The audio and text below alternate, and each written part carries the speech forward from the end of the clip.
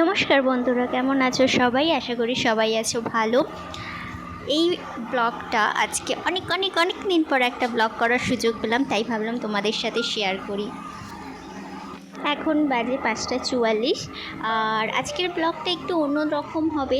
দেখতে পাচ্ছ আমি কেরম করে দাঁত মাজছিলাম ঘুরে। যাই হোক, তো ব্লগটা অন্যরকম হবে না। কারোর অ্যানিভার্সারি, না জন্মদিন, না পুজো বাড়ি, না অনুষ্ঠান বাড়ি, মানে এরকম কিছুই না, একটু অন্যরকম। চলো, অনেক কথা হলো, এবার তাড়াতাড়ি রেডি হয়ে নিই।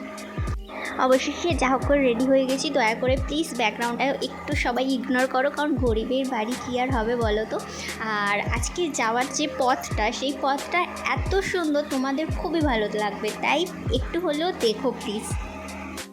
সাধারণত এত সকালে আমি ঘুম থেকেই উঠি না, কিন্তু আজকে সকাল সকাল ঘুম থেকে উঠে আর এই যেতে যেতে এত মনটা ভালো লাগছিল কি বলবো। চারিদিকে সবুজ সবুজ আর সবুজ, আর সূর্যটা দেখলে কত বড় বড় লাগছিল যেন মনে হচ্ছিল। যাই হোক, আজকে কোথায় যাচ্ছি এখনও নিশ্চয়ই ভাবছো যে কোথায় যাচ্ছে, মেয়েটা বকবকই করে যাচ্ছে, বলছেই না কোথায় যাচ্ছে। আজকে আছে আমার একটা ছোট্ট ক্যাম্প। কিসের ক্যাম্প বলো তো? কিসের ক্যাম্প সেটা গিয়ে দেখাচ্ছি কিসের ক্যাম্প। বাট সেই ক্যাম্পে যাওয়ার জন্য সকাল সকাল রেডি হয়ে বেরিয়ে পড়েছি। তোমরা শুধু রাস্তাটা দেখো যে কতটা সুন্দর। আর যেখানে গেছি বিশ্বাস করো, এমন একটা জায়গায় না কোনো ফোনের নেটওয়ার্ক ছিল, মানে কিছুই ছিল না, একদম একদম গ্রামের ভিতরে। তো মানে এত ভালো জায়গা, মানে আমি নিজে বলে বোঝাতে পারছি না যে কত ভালো জায়গা আর আমার কতটা ভালো লেগেছে। তাই তোমাদের সাথেও শেয়ার করছি যাতে তোমাদের একটু একটু ভালো লাগে। জানি না ভালো লাগবে কিনা, তাও যদি ভালো লাগে।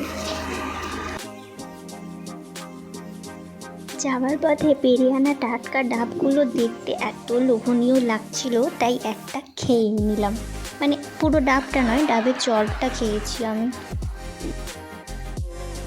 দেখতে পাচ্ছ কত সুন্দর গ্রাম্য রাস্তা।